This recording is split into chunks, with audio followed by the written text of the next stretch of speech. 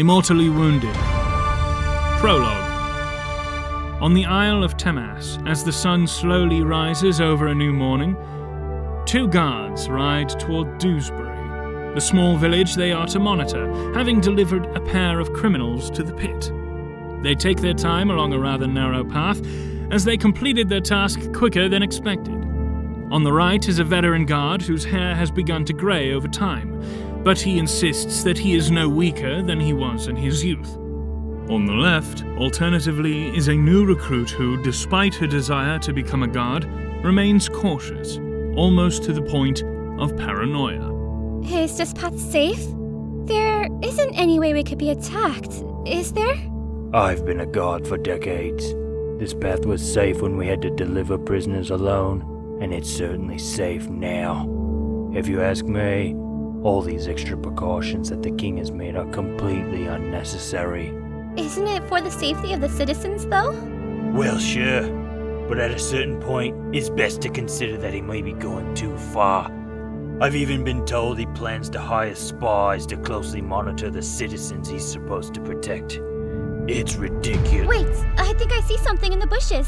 Dismounting the cart, the older guard pushes the leaves of a berry-growing bush away, revealing the corpse of a man with tattered clothing. Well, I'd say it happened pretty recently. Do you think someone killed him? Now, take a look at these berries. They look safe, but they're poisonous. Look, he's carrying a book. As the guard implies, a journal rests in the pocket of the corpse's shirt. Though some pages seem to have been torn out, it appears to be mostly intact. Well, let's see what we got here. Carefully removing it, the older guard flips through until he reaches the last written page. The writing is scribbled onto the page as if the writer was trembling with fear. It seems to be full of notes about different artifacts. I guess whoever this belonged to was some sort of adventurer. What's on the last page? It's likely best if you don't know. I'll report this to the king myself. Nearby, inside a tavern, everyone stands around a table watching two people gambling their money away. A massive brute holds his cards, and trying to see them, he pulls out glasses and places them on the bridge of his nose. Squinting through them, he just about makes out the cards. His opponent, a woman in her 30s with long, unkempt hair, she uses one hand to hold her cards against the light armor on her chest. The brute pushes all of his coins into the center of the table. If I were you, I'd walk away. The woman uses her other hand to push all her coins into the center of the table. Ha! You've made a massive mistake. I think it's you who's made the mistake. She takes her cards away from her chest, revealing she's won the game. Come on, let's see your cards. A worm, fish, and beetle. You really thought you could have won with them? The woman starts claiming her winnings. You know my cards. You cheated. The brute draws his dagger. I didn't cheat. You had the cards in front of your face. I could see them in the reflection of your glasses. You really should hold your cards closer to your chest. As the woman tries taking her money, the brute stabs the table with his dagger. I think you should leave. She looks around the group of people, noticing they're his friends. She slowly backs away and makes it out of the tavern with her life. Should have just kept my mouth shut. As she starts walking away, a man exits and follows her with a letter in hand. Oh, excuse me, miss! Chapter 1. What Lies Ahead. The woman rides towards Prydell on a dark horse with a white mane. Her green eyes are bright and full of persistence, excited for what lies ahead. She wears light armor and a dark blue hooded cape. As the rider nears the city, two guards block her path. One who seems to recognize her. I assume you're Victoria. That is correct. Who are you? You may call me Aunt. I was sent to escort you to the castle. My friend will take care of your horse. If you insist. Victoria steps down from her horse, allowing the second guard to take it. She follows Ant into the city. As he guides her through the streets, she notices his skin is ghostly pale, and his colorless eyes barely move. Even his voice sounds lifeless and empty. So why is it that the king insists on proposing this job to me in person? Surely he could have included it in the letter he sent me. I do not know. I was not given any information regarding your mission. Is there anything you do know? I know I must bring you to the castle. I suppose I just have to see then. On their way to the castle, Victoria gets a good look at the peasants, all of whom are skinny from starvation. Once the two make their way through the castle's front doors, another guard comes walking towards them. Thank you, Aunt, but I can take our guest from here. Of course. In a heartbeat, Ant turns around and walks out of the castle. Should he be working? He seems ill. Never mind that. My name is Evelyn, and I am captain of the guards. If you would please come with me. Evelyn takes Victoria down the corridor. She looks around, making sure they're alone before dragging Victoria into an indent. What are you doing? Listen to me. We're alone, but we don't have much time. What are you... Something is wrong here. The guards have been drinking a potion every day. I was told it would make them stronger, which it has. However, they seem... not themselves. Why aren't you like that? I realized what was happening before I was affected. All the guards will follow the king's every command. I can't trust anyone here. You don't have any loyalty. Just, since you're his honored guest, ask about it for me. What do you want me to ask? Just find out anything you can. I need to find a way to stop this. From the corner of her eyes, Evelyn notices a servant straightening his clothes and tidying up his bright blonde hair.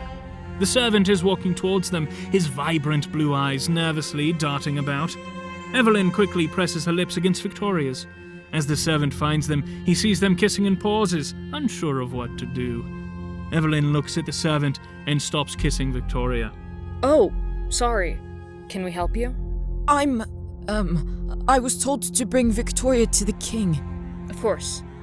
Sorry for keeping her from him. If you follow me, ma'am. I hope you won't tell anyone about us. It's not something I want people knowing. I understand. Cedric leads Victoria through the corridors in silence, not daring to look towards her. Eventually, Cedric stops and opens a door, motioning for Victoria to walk through. As she enters, she finds King Alexand dressed in formal garb, sitting at a table. He motions for her to sit across from him. As she does, she notices that standing beside him is a notably excited man in improper clothing whose eyes, as unnatural as silver, shine brighter than eyes typically should. As Cedric positions himself beside the man, the king begins to speak. So, you're this Victoria I hear so much about. I've been told of your work and thought you would be the best person to help with a mission of mine. You see, I've recently been informed of a lost wonder of the realm.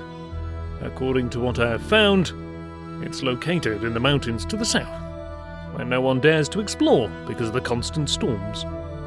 All you need to do is find it and bring the location back to me. And I'll pay you generously. An interesting proposition. May I ask what the wonder is? Oh, I hardly know myself. All I know is there's something in my land that needs to be discovered. You understand I can't guarantee I find it. I just ask for you to do your best. Of course. In that case, oculi, if you will. Oculi, the silver-eyed man, picks up 2 bottles of a green, bubbly substance off of a shelf, handing one to Victoria and pouring one into a pot on the table, inside of which grows a plant with a bright bulb at the top. This is a location bulb. Once you plant the other, the two will bend towards each other, allowing us to find you once you locate this wonder. Oculi hands over the remaining bottle to Victoria. Try not to spill it. So you brew potions? I do, indeed. What can you brew? He's able to brew a variety of potion. Anything we need. He's been quite useful. Must have taken you ages to master a skill. It was, indeed. The trouble with mastering a skill is there's very little challenge left. If you're looking for a challenge, maybe you should become a guard.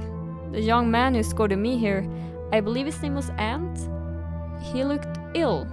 I'm not sure he's fit for duty. I can assure you he's fine. All the guards are looked after. Seems like more than the people.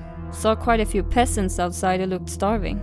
You may be my honored guest, but you shouldn't question my decisions. I'm sorry, my king. Just so you know, We are currently experiencing a food shortage. We recently became independent. If we get attacked, we need to defend our land. We are providing food to our guards. People may become a guard and receive food. Now, do you remember where you have to go? Somewhere in the south, in the mountains. Anything else I should know? I'm afraid that is all we've learnt ourselves. However, before you set out, Oculi has a request. If you don't mind, I'd like you to take Cedric with you, my apprentice. There's a few ingredients in the mountains I would like him to collect. Of course. If that is all you desire from me, I would like to set out. That is everything, I'm afraid. I wish you the best of luck. Thank you, my king. Nodding, Victoria signals to Cedric to follow her. The two walk back to the entrance, once again in silence, until Victoria turns to Cedric. You seem paranoid. Is everything alright? Cedric seems to be caught off guard by Victoria's question, but regains his composure and manages a response. It's fine. I'm just a bit nervous is all, seeing as I've never left the city before. Don't worry. It's not as dangerous as people make it out to be. The two make their way to Prydel's gates, where Ant and the other guard have Victoria's horse, as well as one that she can only assume belongs to the guards. Thank you for looking after Onyx. It is my duty. Are you feeling fine? You look a bit pale. I feel fine. Victoria turns her head to the other guard, noticing he's also a pale grey. Mounting her own horse and managing not to chuckle as Cedric clumsily climbs onto his, Victoria, with Cedric beside her, rides towards the mountains, still not sure what Cedric is thinking. We'll make camp at the base of the mountain. Start the ascension tomorrow morning. Chapter 2: Caught in the Storm. The following morning, a mass of clouds buries the sun as Cedric and Victoria start their journey up the mountains, slowing their horses in response to the snow blanketing the ground. Their journey had remained desolate of any conversation thus far, but having finally been offered an opportunity, Victoria turns to Cedric, determined to make sense of his refusal to speak. Tell me, how did you come to work with that Oculi fellow? Cedric jumps at the sudden question, having been lost in thought for quite some time. Oh, well, I didn't always care about potions. But as a child, Oculi would give me food if I listened to him as he talked about his potions. He certainly seemed passionate about them, and I think it brought him great joy to pass on his knowledge. Could you not afford your own food? Oh, no, I was orphaned at a young age, so I relied on thievery to survive until I met Oculi. In fact, I only met him because I tried to steal a potion he brewed, but instead of shouting at me, he excitedly told me what the potion was and how it worked. I suppose he was more lonely than he liked to think. Oculi certainly didn't seem like the type to grow lonely to Victoria, though she supposes anyone could, given the right circumstances. Suddenly, she realizes that as they were conversing, snow began to fall around them. As the two proceed forward, the snow continually grows worse until they reach the side of the mountain opposite from Prydel. By now, the snow is blinding, so much so that even the mountains themselves are difficult to see. The horses, frightened by the sudden storm, gallop away, losing Victoria and Cedric to the snow in the process. Onyx! Victoria frantically looks in every direction for somewhere to hide from the storm. It's no use. The storm is too strong. We should turn back. If we don't, we'll die here. Wait, I think I see something. Victoria squints her eyes through the raging storm to see what she can only assume was the figure of a person waving to them from the edge of a mountain. Someone's out there. They might have a shelter. They're probably lost as well. We need to get to safety. If they're lost, then they need your help. Come on. Victoria grabs Cedric's hand, leading him through the snow towards the figure. The snow stings on their skin, screeching at them to turn back, but the two continue unhindered. As they begin to approach the figure, it seems to push something large aside, revealing a hidden cave, before gesturing to Victoria and Cedric to follow. Gladly complying, they find a rather open room with a small fire in the middle, and what appears to be a spring on the far side. Hearing a sound behind them, they look back to see a man moving a boulder in front of the entrance, protecting them from the storm. I'm glad I saw you before you wandered too far from my cave. The storms are quite frequent here, so it can be easy to get lost if you're not used to it. As he turns to face them, the two find that the man looks to be quite young, a few years older than Cedric. His hair, though a rich shade of red, is long enough to have grown for quite some time, reaching far past his shoulders. The clothes he wears are fur stitched together from various animals.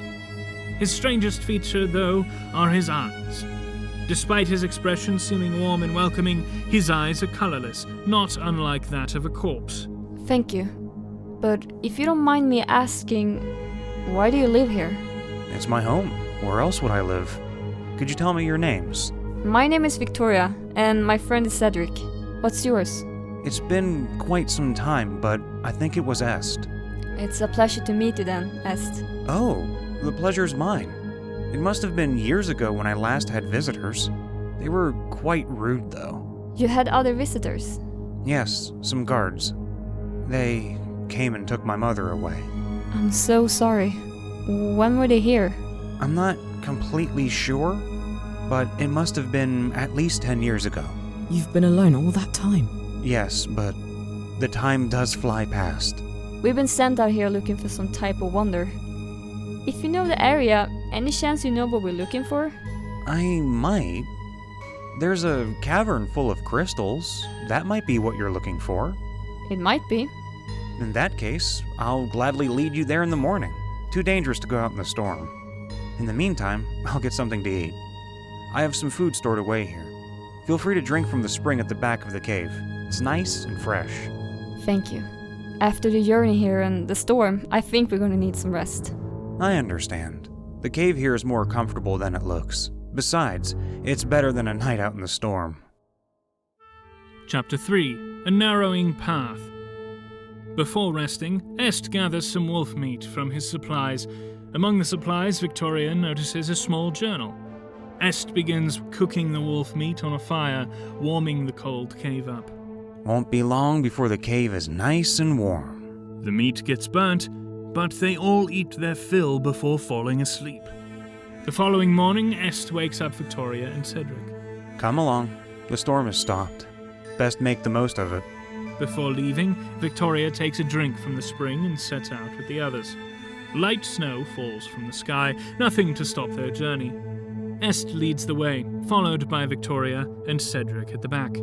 After a while, they come across a man-made path leading further up the mountain. Do you suppose people lived here before you? Someone must have made this path after all. Oh, no. I made this path myself. It took some time, but I didn't have much else to do. And once you start focusing on something, well, like I said, the time flies. You must visit this crystal cave fairly often then. I suppose I visit it occasionally. I do like the way it looks. The reflection from moonlight is just magical. Do you think there's anything that makes it a wonder? Well, one crystal in particular is especially stunning. It's all that I can think that would be a wonder in this area. It took quite a while to find, but exploring these mountains is one of my only pastimes. So I suppose I was bound to find it eventually. The snow is falling quicker. Well, it's bound to. The higher we go, the fiercer it's gonna get. Is this wise? No need to panic. I've made this journey often for several years. By the time they're at a considerable height, Victoria has to shield her eyes out of fear of being blinded. As the mountain rises steeper, the path becomes more narrow until it is sandwiched between the wall of the mountain and a steep cliff. I thought you said it was safe. We could easily fall. I never said it was safe. I just said I've made the journey often for several years. I think we should turn back. Victoria slowly looks over the edge. We've come this far. We should keep going. Victoria hugs the side of the mountain as she moves along, careful not to lose her footing. Est, though, continues as normal, as if their situation were perfectly safe. Fearful for his safety, Victoria calls out to him. Est, get away from the cliff. You could fall. Est looks back, having not heard what Victoria said, but as he does, he stumbles and falls towards the edge of the cliff. Victoria reaches out and grabs hold of Est. Be careful! You need to trust the mountain. It has a mind of its own. Suddenly, the path underneath Victoria and Est cracks, sending them down the cliff. Ah! Closing her eyes, Victoria waits for death to take her. She feels her body collide with the cold ground, the snow breaking her fall. Lying there, she expects to see a light, perhaps a warmth, but all she sees is darkness. And she still feels just as cold as she did at the top of the mountain. She thinks to herself if that was all there was after death. But a familiar voice brings her back to her senses. Are you not going to get back up? The climb back up to the path is long, but you won't get anywhere just lying there. Victoria opens her eyes to see Est standing above her. Dumbfounded, she takes Est's hand as he helps her up from the ground. How are we alive? We should have died from that fall. Oh no. I've fallen from that cliff plenty of times. I did say the mountain has a mind of its own. I'm not sure what you mean by died, though. I thought only animals like wolves could. No, people can die. Have you not ever been injured? I believed when I was young, but that was long ago. A distant memory. There must have been some way for us to survive. But that's life. You live. Suddenly, the wind picks up and the snow starts getting stronger. A storm's coming. We need to return to the cave. There's a closer cave.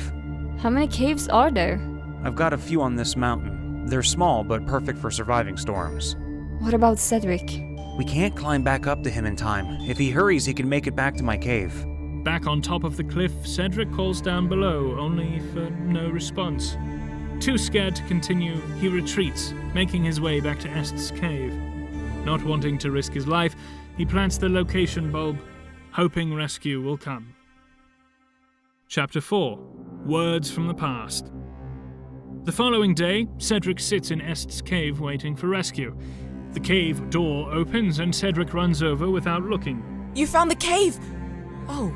Cedric sees Victoria and Est at the door. Who did you think we were? I used the location bulb. I thought you two were dead. I wanted people to come and rescue me. How did you two survive? I don't know. Luck. When did you use location bulb? Yesterday, as soon as I got back here. They're going to be here soon. We should go out and look for them. It's going to be hard for them to find this cave. You should stay here. You're still in shock after the fall. Me and Cedric will go. Just lie down. Sure. Est and Cedric leave the cave to find the searching party. As Victoria waits, one thought cannot escape her mind. The journal she caught a glimpse of in the hole. While she is well aware that she has no right to snoop through another's belongings, the searing thought that the journal could hold important information was too strong, and her curiosity got the best of her. Reluctantly, Victoria goes over and gets the journal, opening the pages. What is this ink? The fading ink appears red, but slightly watery. Victoria scrapes a bit off with her fingernail and presses it against her tongue. Tastes like blood and water. Suddenly, all around her, mist the same color as the ink flies around the room, taking shape. A mother enters the cave carrying a fragile child in her arms. It hurts, Mommy. Don't worry. Everything is going to be fine. I'm going to heal you. Really? I am your mother. I'm going to protect you. The mother makes her way over and places her child next to the pool.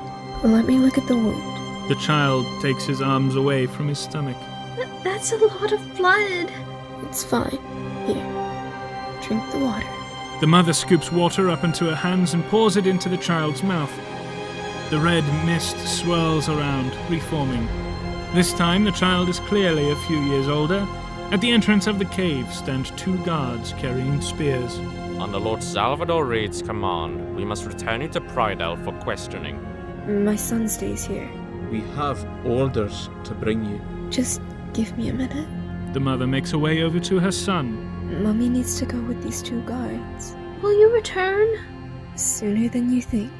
Make sure you drink from the spring. I love you. Love you too. The red mist slowly disappears, returning the cave to normal.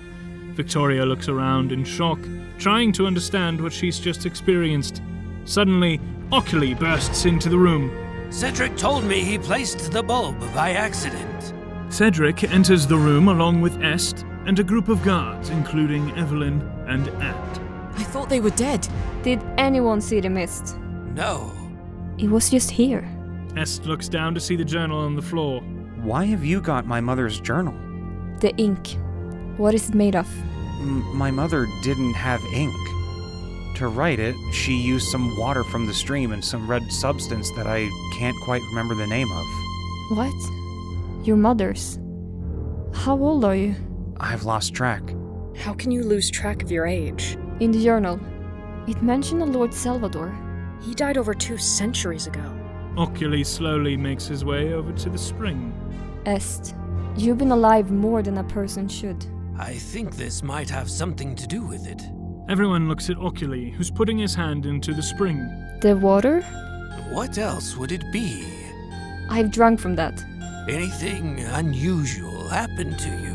I survived falling off the cliff. I've had the water too. Does that mean we're also immortal? Oculi pulls out a speckled stone. Instantly, the spring loses an aura around it. I think it was this stone that caused the water to grant inhuman properties. I doubt they last forever. The effects would wear off eventually. That's why your mother wanted you to keep drinking from the spring. We must return the stone to Alexand at once. Come. What about Est? We can't leave him here. Oh, he's coming with us. We'll be able to learn a thing or two from him. Don't worry, Est.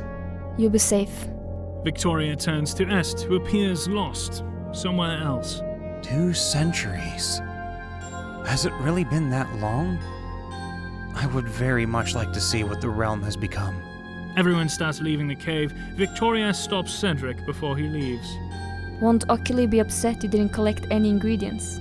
What ingredients? Cedric shrugs off the question and leaves the cave. Chapter 5. Nearly just as planned. Victoria and Est sit opposite each other inside a roofed cart. Oculi and Cedric sit at the front, guiding the horses. The speckled stone resides in one of Oculi's many pockets. Evelyn sent Ant on ahead to inform the king. She rides at the front while the other 6 guards surround the cart on horses of their own. Each of them display the same abnormal traits as Ant. As their journey progresses, Victoria describes the world outside the mountains to Est, who eagerly listens to all she tells him, never having experienced the world outside his home. So, what is the realm like nowadays? Well, I don't exactly know what it was like during your time. My time? Any major events? We went to war against the ogres twice. We won? Yeah, they're still in their land. Good. The orcs rebelled. They claimed Irona. That in turn led to Lord Sparrow demanding to be independent. Well, I guess he's king now instead of lord. King Alexand Reed inherited his lordship when his brother killed their mother. He shows independence as well. I don't know any of these names. Suddenly, the curtain from the front of the cart is pulled open by Cedric. In front of the horses, Victoria sees Evelyn arriving at the city's front gate. I don't mean to intervene, but we'll be entering Prydell shortly. It might be for the best if you two remain quiet. Victoria and Est follow Cedric's suggestion. As they travel through the city, Est takes a look out of the back of the cart. All the peasants are fixed on the guards and cart. He's shocked at their living conditions, but is unable to look away. Eventually, the cart comes to a stop, and the two exit. Victoria looks around, finding herself in a large stone room, supposedly connected to the castle. At one end of the room, Cedric and Oculi walk through a door leading to a spiral staircase. Before Victoria and Est can follow, a guard approaches the two of them. Victoria recognizes the guard as Ant. King Reed has been notified of your return and is aware of the discovery. To commemorate your success, he invites you to dine with him. Wonderful. I'm sure he's got plenty of questions for you, Est. Allowing no time for Est to respond, Ant departs through a doorway at a brisk pace, expecting them to follow. With no alternative, they do as Ant predicts, albeit lagging somewhat behind. Before long, Ant stops at an imposing doorway, opening it to lead the two into a dining hall where Alexand sits at the opposite side. Ah, Victoria. And this must be this Est I've been told about. Please, have a seat. Two servers to the left and right, respectively, pull out chairs for Est and Victoria, who both sit down, though a bit bewildered. The table is set neatly, as if Alexand expected to hold a banquet. The table is full of food. The goblets in front of Victoria and Est are full to the brim. I apologize for inviting the two of you here on such short notice, but I wanted to thank you in person.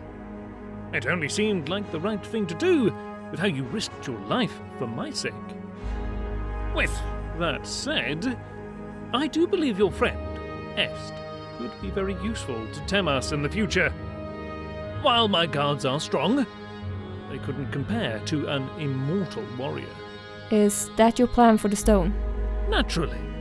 If we found immortality, we should provide it to all the people of Temas. And so, Est, I wish to recruit you to our forces. You will have your own room in the barracks. You'll certainly rise through the ranks quickly. And, of course, you'll be given one of the few immortality potions that Oculi brews. Would you call that a deal? Est is fixated on the food on the table. This food is too much for the three of us. Well, it's a special occasion. I thought it was worth celebrating. People are starving outside. And this stone will see an end to that. Please. King Alexand holds up his goblet of wine. Will you not toast an end to their suffering? Est picks up his goblet of wine. Victoria notices theirs are a different colour to the king's. Come now, Victoria. To the prosperity of Temas. May this land live on forevermore. Alexand brings the glass to his lips, drinking in a most dignified manner. Victoria connects the dots, however, and knocks Est's goblet out of his hand, tossing her own aside. As she does so, she feels someone rest a knife on her neck from behind, presumably one of the servers they saw before. Come any closer, and she's dead.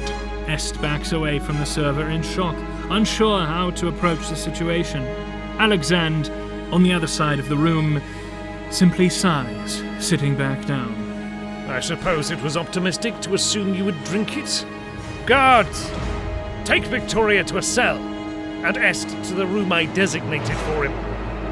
I'm sure a few days without water will persuade them to comply. Chapter 6. To the Ground. In a small cell beneath the castle, Victoria sits cross-legged on the stone-cold floor, unsure of how long ago she was locked within. All she knew was that a guard posted near the cell hadn't changed. There was no movement, not even a sign that life existed outside the cell. Victoria felt as though the walls were taunting her, mocking her for having no way of escape, and all she could do was wait. Guard, I need a few minutes with the prisoner. I was given orders not to let anyone near her. I am your captain. I follow the orders of the king. Fine. Evelyn grabs hold of the guard, her arm around her neck until the guard becomes unconscious. She grabs the keys and makes her way over to free Victoria. I'm hoping this means you discovered something. The king plans to use the stone to make his warriors immortal. Immortal warriors who obey his every command. We need to get the stone. We need to rescue Est. Fine. I'll get the stone and you rescue Est. Take the stairs to the top. That's his room. Then what? Escape. But where do we meet? Doesn't matter. We need to get as far away from Temas as we can. Alexand won't stop searching. So, this is the last time I see you. I guess it is. Thank you for helping me, Victoria. Take care. The kiss? Oh, sorry about that. I needed to make sure Cedric would be too uncomfortable to tell anyone. It was disgusting. Shame. I kinda enjoyed it. Sorry, Victoria. You're not for me. Take care. Evelyn leaves the room. After a moment, Victoria takes the spiral stairs up to Est's room, finding it unguarded. Victoria uses the keys to unlock the door and turns the handle, pushing it forward. Inside is a small room not unlike her own, with a defeated Est against the wall. His skin is flaking to the ground and his flesh is wrapped lightly around his bones. Est, are you okay? Est looks up at Victoria and his dead eyes light up. Victoria! Thank goodness you're all right. I was worried you may have been harmed. You need the stone. It's fine. No, it's not. If you don't drink water from the stone, you'll die. Good news, Est. Oh. Victoria turns around to see Oculi standing at the door, surprised at what he's just walked in on. You're out of your cell. Interesting. Here, I brought you a present. Something to keep Est alive. Oculi places a small vial on the floor and rolls it over to Victoria, who picks it up off the floor and studies it. Why are you helping us? Victoria looks up to see Oculi has disappeared. Where did he go? He walked out while you were distracted. Come on, we need to escape now. He's probably gone to inform the king. Victoria and Est flee the tower and start making their way through the castle. As they go down some stairs, they encounter Evelyn. I forgot, we need the stone to keep Est alive. Did you find it? I looked in Oculi's workshop, but couldn't find him or the stone. He found us as I was freeing Est. He gave me this potion, but he disappeared. We need to go before they find us. As they turn the corner, they see King Alexand Reed standing with a group of guards, waiting for them. Alexand, I have the criminals here. Shall I return them to the cells? No more games, Evelyn. I know you haven't been drinking the potion. Guards? The guards all simultaneously draw their swords. Evelyn draws hers. Victoria, get Est out of here. Evelyn. Now! Victoria and Est flee back up the stairs, leaving Evelyn to deal with King Alexand and the guards. You haven't been drinking the potion. You don't have the same strength as a single guard, let alone 6. They may be stronger, but they're still human. Guards, I want her alive. The guards make their way toward Evelyn, who grabs a torch from the wall. In one swift motion, she throws the torch onto a tapestry, lighting the wall aflame. The guards continue walking. Evelyn grabs the first one and throws them into the wall of fire. She takes her sword and drives it through the chest of another guard, before backing off. I think you forgot who trained them. The guard, consumed by flames, continues walking towards Evelyn as if he doesn't feel anything. The one Evelyn stabbed in the chest is also walking, as blood flows from his wound. They don't feel pain. They will keep fighting until the very end.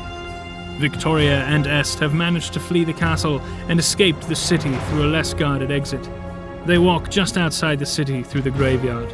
Est, you need to drink the potion. Without it, you'll die. Victoria turns around to see Est further back, looking at a faded tombstone. As Victoria walks up to him, she's unable to read the text. Est can read it perfectly fine. This is my mother's grave. They buried her. I'm sorry, Est, but we need to escape. Just drink the potion. Est takes the vial and studies it. He takes the cork out and pours the liquid onto the dirt. What are you doing? I've lived far more beyond my years, Victoria. I don't recognize the realm anymore. Death comes for us all, and I don't think it's as bad as it's made out to be. It's my turn now. Please, Victoria, let me die on my own terms. I want to be with my mother. Of course. I'm glad I got to know you, Est. Victoria turns around and continues fleeing towards the forest, hearing the sound of Est's body falling to the ground behind her. Epilogue. In the forests to the west of Prydell, near the ocean, Victoria rests next to a crudely built fire as the sun disappears over the horizon, having spent the day distancing herself from the burning city. Contemplating what to do next, she feels the weight of her eyelids becoming too much. As they slowly start to close, she hears footsteps coming towards her. With no weapon, she grabs a nearby stick. From out of the bushes, Oculi walks calmingly towards her. Well, I didn't think I'd see you again. Stay back. No need for alarm, I'm alone. I took the opportunity to escape during the chaos you caused. If anything, I should be thanking you. From one of his many pockets, Oculi pulls out the speckled stone. I have no interest in immortality. With limited time, it makes every day exciting. I would grow bored with eternity. He tosses the stone over to Victoria. I leave it in your hands. Any news of Evelyn or Cedric? I left Cedric behind. I have no need for him anymore. I haven't heard about Evelyn. I'm sure she survived the fire. Fire? Half the castle was ablaze. King Alexand apparently has been scarred. I wish I could see, but I needed to escape. I have risen from the ashes a new man. I may even start calling myself Phoenix. Regardless, I wish you the very best. Oculi walks off into the forest to start his new life. Victoria looks down at the stone in her palm. Recollecting all that she went through, she buries the stone among the roots of an ancient tree. Satisfied, She closes her eyes and quickly falls into a dreamless sleep.